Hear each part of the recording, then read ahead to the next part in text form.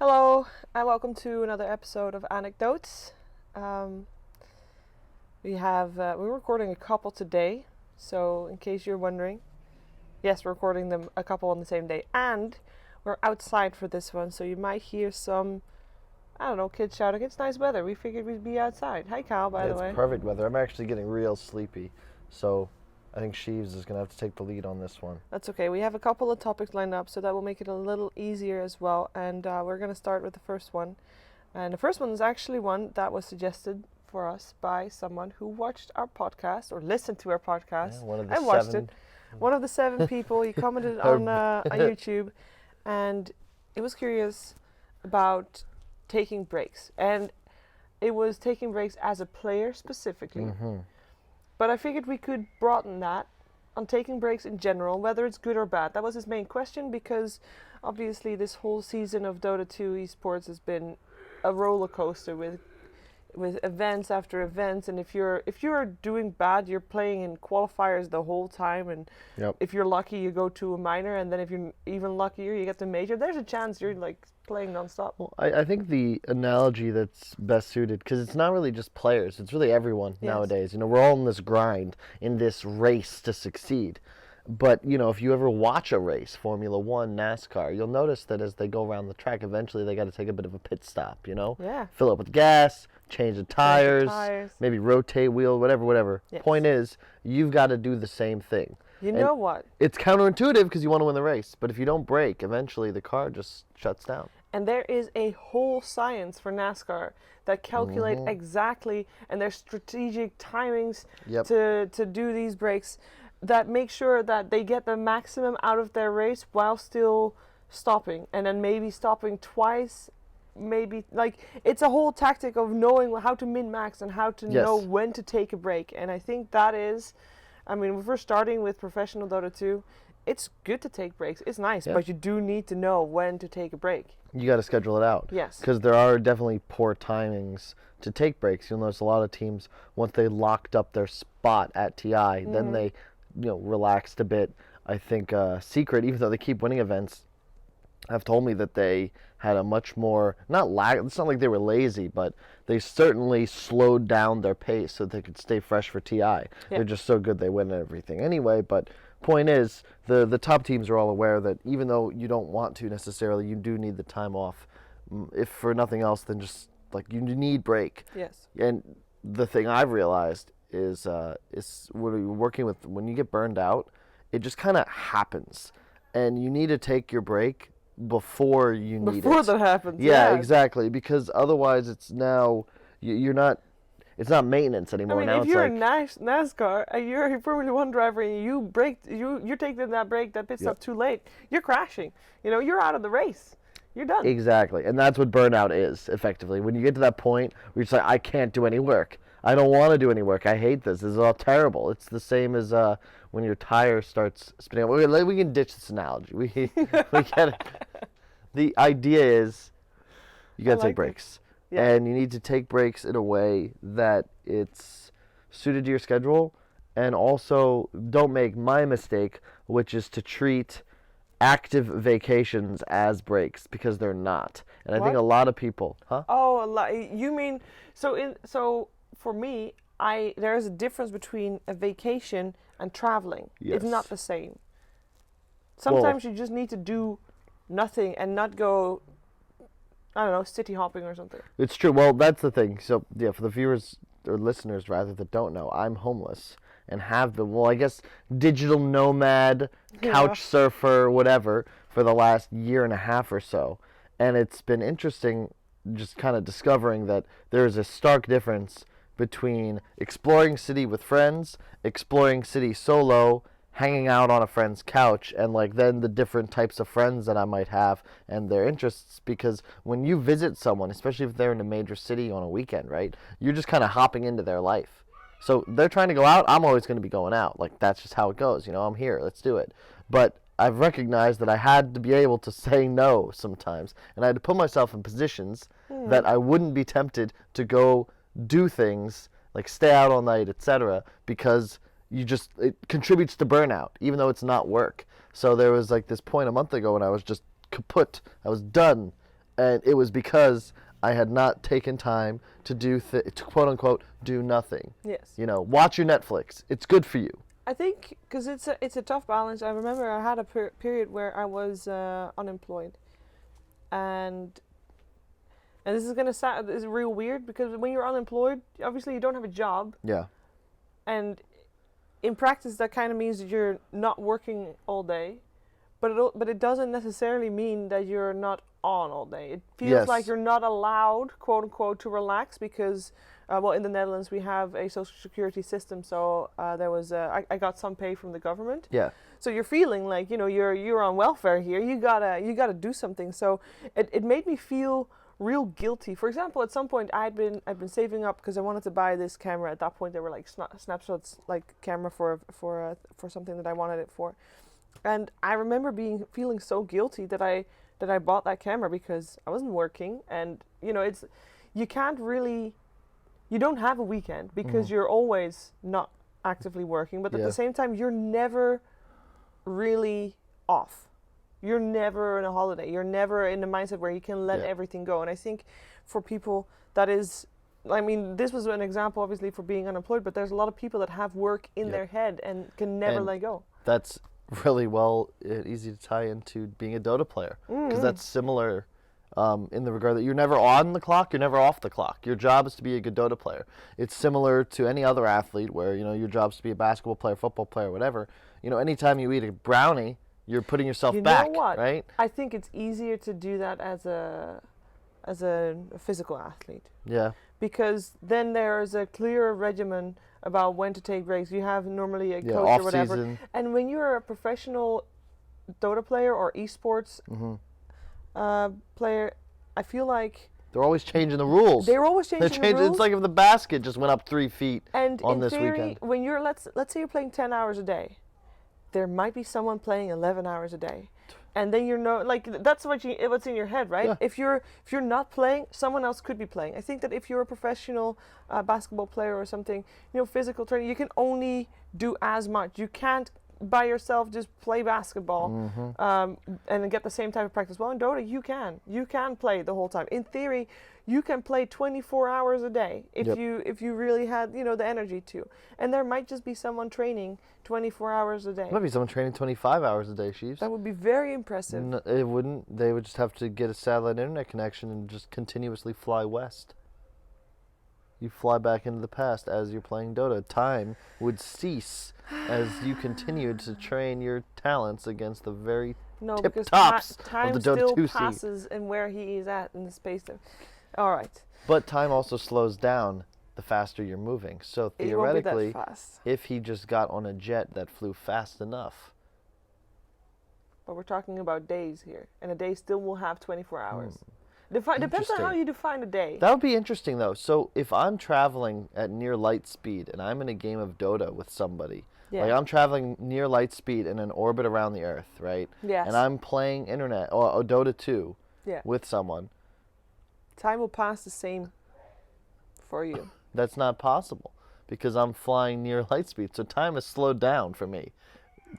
Time and relative. I don't think so. Yes, because the fact if you're flying at light speed, time is going slower for you. You're flying light speed. That's fine, but you're still playing Dota in real time.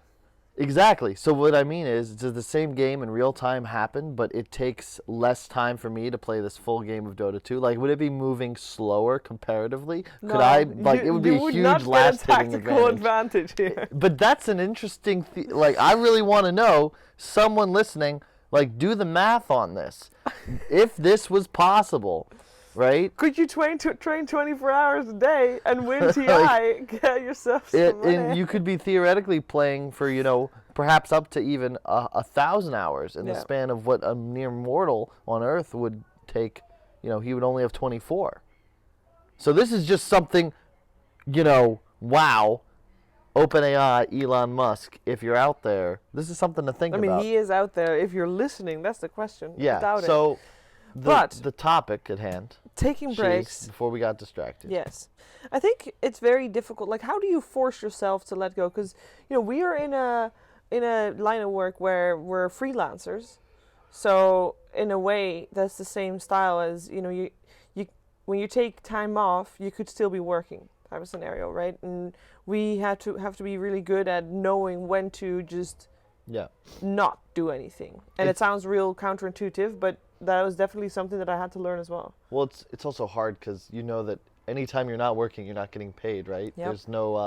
There's no salary or benefits. Exactly. So if you get offered an event, it's hard to turn it down when you realize that, if you don't do it, the time will pass just the same, except you won't be paid. No, it's even worse, because if you don't do it, sure, you don't get paid. It means someone else will do it who might do a better job, or who might do a job that is good enough to be invited back, which means they don't need you next time, which means you're missing out on multiple pays. That is literally what happened to me at some point as well. It's the same with players. If it's not a meme, but just this known thing, if you're like a quarterback in the NFL, or really just at any point, you never let your backup get an opportunity, ever.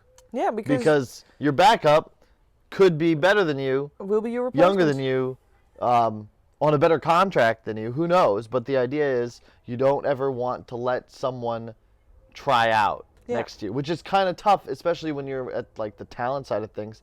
And a lot of the people we work with are all our friends, right? Yeah. And you want your friends to get work. The thing is that it's like, it's at a point, it's happened to us. It's happened to probably everyone that works in any talent, in any scene, where your friend will like take the job that would have been yours. Yep. Right? And that's still a weird aspect of our job that I'm not sure I'm still fully at terms with, I think. Yeah. It's hard to be to terms with it. Yeah. And there's nothing you can do if you're like sure. I got passed over for a couple events, and you just, that's life, right? Yeah. I'll get some in the future. You hope for the best, but it's the innate competitiveness. It's just, I mean, really, it's at least a step back from what it is as a Dota player, right? Where you're in direct competition with other people. So while you're friends with these players, you're talking about a difference between your squad might win $10,000, $20,000 at this event. Theirs might win $200,000, $300,000, or maybe it's vice versa. Yeah. It's and you're both spending that same week at the event. Yep. It's a tough topic because we're saying how it's very difficult to let go and all that, but we're also saying how it is important to let go. But how do you practice your brain switching off, or being able to let go? I think everybody can recognize the importance of taking time off and knowing when the right time is, but how do you know when the right time is? How do you know, like, okay, let's say I'm taking an event off. Do I want to take one event off? Should I try to schedule 2 weeks? Should I take a month? Should I take 2 days? Is that enough? Like, how do you know what is enough time for a break? And how do you actively force yourself on, like, wait a second, this squared off period of time that I have decided is the ultimate best time for taking time off. This is the time where I'm going to take time off, and I'm going to do that by, I don't know, move to an island that doesn't have an internet connection. Like, how do you turn off your brain? That's the thing. And then the problem also that I run into constantly, is that I don't like turning off my brain. It just makes me anxious and nervous about the future. And what am I doing with my life? Because I'm not doing anything. And that I'm means just you sitting can't here even watching a show. enjoy your time off. That's counterintuitive all the way. Well, it's just because I have this not weird worldview, but if you look at life as just like this endless series of distractions until your eventual demise, right? Theoretically, it doesn't matter exactly what it is you're doing to distract yourself, so long as you personally find it fulfilling, because purpose is somewhat self-generated. And it's just difficult for me to accept this state of contentment. Yeah. I feel like there's two different types of people. There are those that can just manufacture happiness from within, right? They're just satisfied with life. They could be on an island with their friends and a Mai Tai, feet up with a book, and they could do that every day, and they'd be totally cool with it. And obviously different methods of relaxation, maybe bocce ball here and there. I am not one of those people. I need to be engaged and stimulated in some regard, or I end up retreating into my own mind, and it's a jungle in there. It's terrifying. Okay. So how do you switch off? Like, what's a way? Like, people are gonna listen. Is like, oh yeah, this is a good point. I know that I need a break, and what is a method that you can suggest? Like, are there any handhelds that you can give people? Yeah, definitely. That are not stimuli. You can definitely hand somebody something to take a load off their mind. No, I mean, I know, I'm serious. It's like, how do you convince someone that already knows, like, actually, let's take a step back, because this is a big problem, of course. But you can also you can simplify it to a problem that a lot of people have every Sunday. They can't Monday. enjoy the last day or the last half of the Sunday because they know that this is the last half of the Sunday and tomorrow they gotta go back to work. Even though the last 8 hours of Sunday can be bliss, but because you know you gotta go to work tomorrow, you're not able to enjoy it as much. So how do you make people enjoy that time as like the way they should? I feel like it kind of goes. It's similar to what I said, except it's like a microcosm of it, which would be, how can you enjoy your life if you know that eventually you're going to die? How do you enjoy Sunday when you know Monday's on the horizon? I think the answer to both is one and the same, which is the life advice that I tell myself and the world to remind mostly myself of it all the time, which is that you don't need to do something with your life, Sheeves. You don't need to think about Monday. All you need to do is something with your day, which would be the Sunday there in front of you. And also, hopefully, make sure you get at least 6 hours of sleep before work. That's true. I want to add to that, though. You don't have to do anything with your day. I think that is important, too. You just advocated how important it is sometimes to just do nothing and watch Netflix. Sometimes that is just fine. You don't need to do anything with your day. I think you have to. There's this old saying. It's like when you're young, you have a hard time forgiving. And when you get a little older, you become comfortable forgiving other people. And then when you're old and wise, you forgive yourself. And I think that's... Is that a saying? Yeah. Never heard. It feels like... Okay, go for it. Look, it's easy. It's much easier to forgive other people than it is yourself. And it's a lot easier to hold your own failures or regrets against yourself, because there's no one who's going to tell you it's wrong, and it doesn't really feel wrong because you want to hold yourself accountable. But at the same time, everyone's path is full of many, many mistakes. In fact, some paths, such as my own, began with a mistake. Like before I was even born, a mistake was made, and now, ta-da, we have a podcast. So, in all things, stars align. Yeah, more than just the stars. So. I don't know if that helps you, but point is, don't hold things against yourself. The same way it's not right to hold on to anger against others, it's even worse.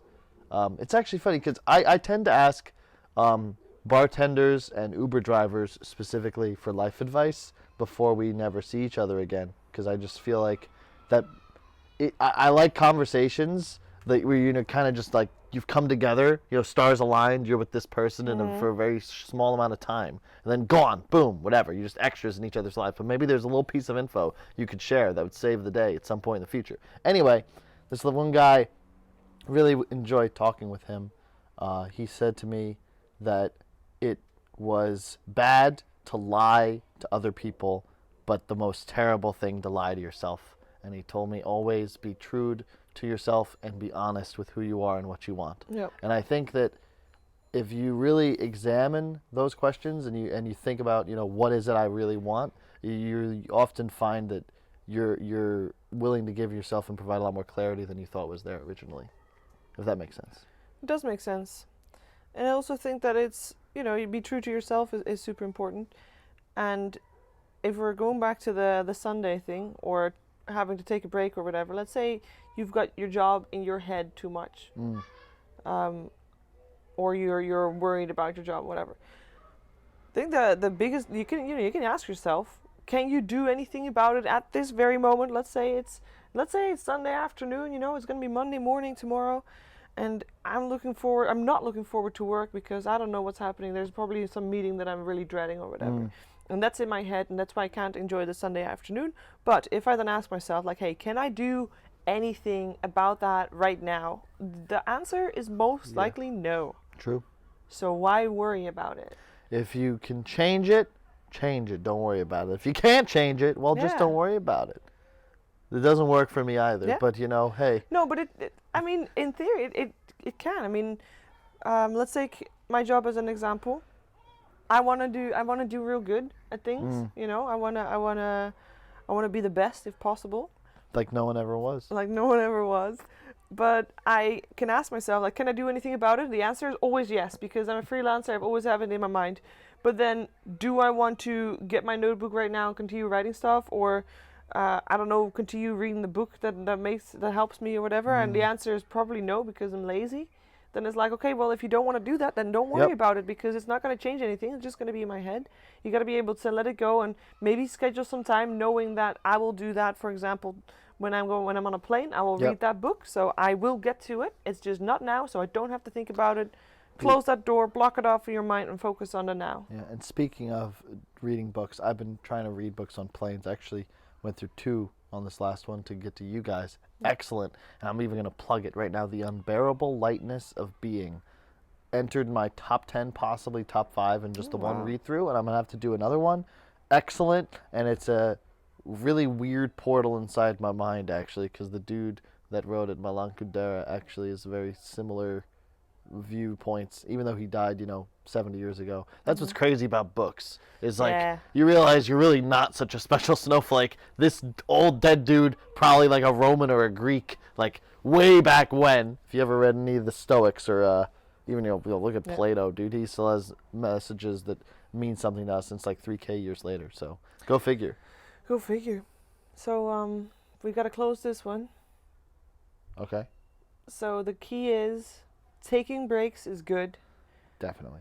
Figuring out when to take breaks and what the balance should be is an art form, and everybody is different in that regard. We can't answer that one for you, but make sure that when you do take a break, the break is actually an actual break.